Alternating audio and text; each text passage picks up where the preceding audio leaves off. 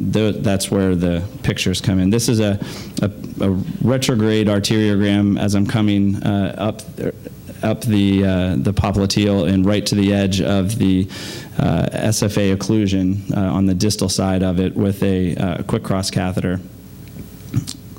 Here's the mess that you usually see radiographically when doing all these things that I just described as far as the wires and Wheatlander retractors and clamps and things. Here's, at this point, we've opened up some flow going down. The other nice this technique is that you can reestablish flow to the leg. You can open up flow to the profunda. You've got a sheath coming out in between some sutures on your suture line, and then you can intervene with inflow to the leg and to the lesion. Sorry, it's not advancing. There it goes.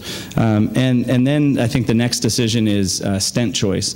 And in this case, because of the long nature of the lesion and also the size of the vessels, and I think this is a critical point as well, I choose the Viabond covered stent, and I basically do what I consider kind of an endovascular bypass, above knee prosthetic bypass, with the advantages of no distal anastomosis and at least theoretical benefit from a laminar flow pattern in the distal aspect of it. And here's the completion arteriogram. Again, you can see there's flow coming down the leg as well. And completion arteriogram.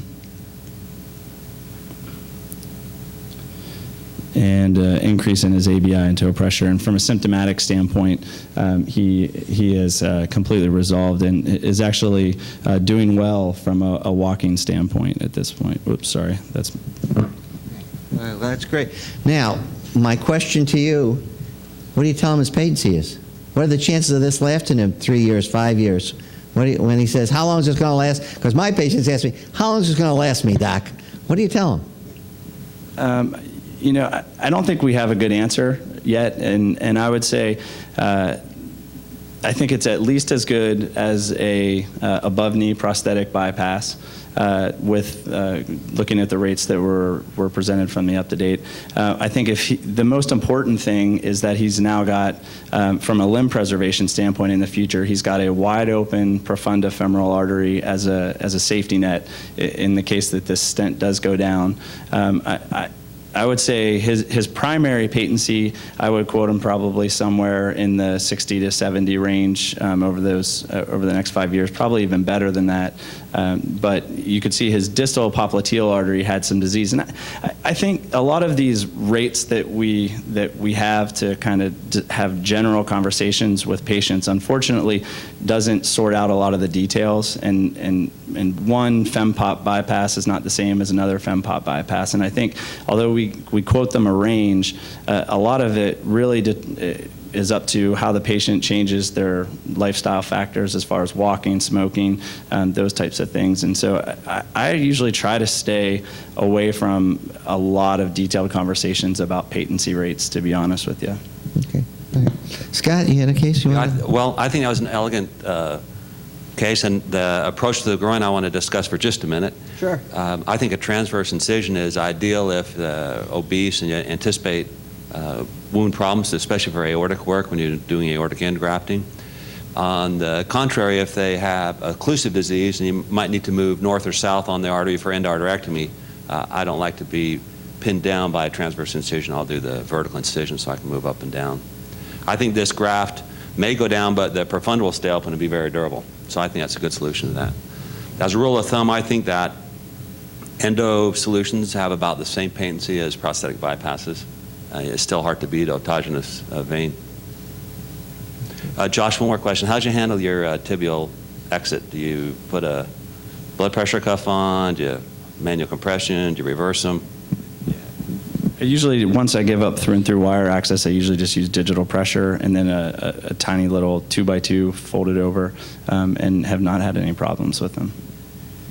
Yeah, and the other thing is, nothing is done through the retrograde. I mean, the only thing that is done through the retrograde is the wire, and as soon as you are on the other side, you bring that wire proximal, and do hemostasis, right? You don't. Stents and everything are delivered. We don't leave it straight down. right, and we don't leave it longer there. Claudio and Josh, when do you consider doing tibial access? Will you do tibial access for claudicators, for limb jeopardy? And also, how do you access the tibial vessels? Based on calcium, based on roadmap, with ultrasound guidance?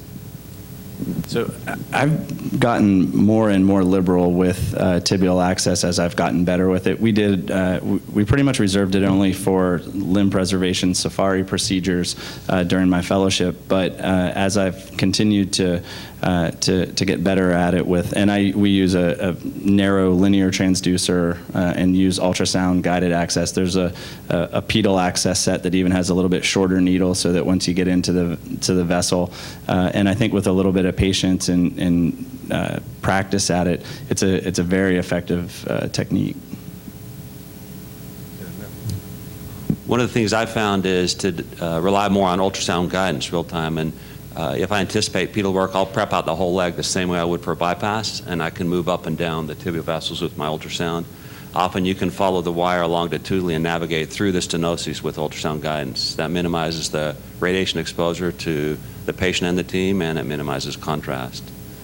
My philosophy is to consider tibial access only after antegrade has failed and only if there's limb jeopardy.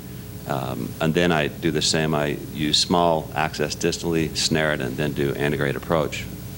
I'd like to know, Claudio, Josh, and Bill, what you think about the cardiologists and their TAMI technique, tibial artery minimally invasive. And they're treating claudicators through pedal access only. And their philosophy is that, similar to radial access for coronaries, that they can do it with minimal groin complications. Yeah, I think as the devices, balloons, catheters, et cetera, are shrunk down, they're able to do things now through 4 French sheaths that are being used not only for radial access but also for the tibials. There's atherectomy devices that are now available compatible with 4 French systems. I personally have not moved to that in my practice at this point yet, but I think it's something to consider in the future, and I think you have to keep an open mind about those things. I think the cardiologist will quickly realize that the wrist is much more forgiving than the ankle in terms of ischemia. Yeah, Frank? I think this was a very good thing to do, but I'd like to ask Scott a question. You were going to come over the top and try and get in that flush inclusion and then use an atherectomy, but you're almost certainly going to be in a subintimal plane. We heard earlier that you shouldn't use atherectomy unless you're in a I would approach the profunda lesion initially and not try for the SFA, and I would do that over the top. If I was after the SFA, I'd do a distal approach, endeavoring to stay intraluminally, and then do an atherectomy through that. But I agree, and you have to have a lot of respect for the profunda. If you cover that, you had a net loss, or if you perforate or lose some side branches, you've had a net loss. And to the speaker, did you consider doing the popliteal retrograde approach? Are you like that? I think from a hemostasis standpoint, at the end of the procedure, the tibial approach is much better from that standpoint, and it's just much easier to control for. Putting in a wire. Right. You've got a very tiny hole in the And logistically, doing popliteal requires turning the patient, and our nurses and techs are here. Every time we say we're going to do that, everybody looks at us like, wow, it's a big deal. Turning the patient's back, and then you don't have access if you want to be. This guy had an above knee segment. Just, Yeah, yeah, you can do that as well. Right, it's true. Okay, well, we've exhausted our time here. It's 12 o'clock. Any final questions? Okay, again, I'd like to thank the panel very much for their contribution. Thank you.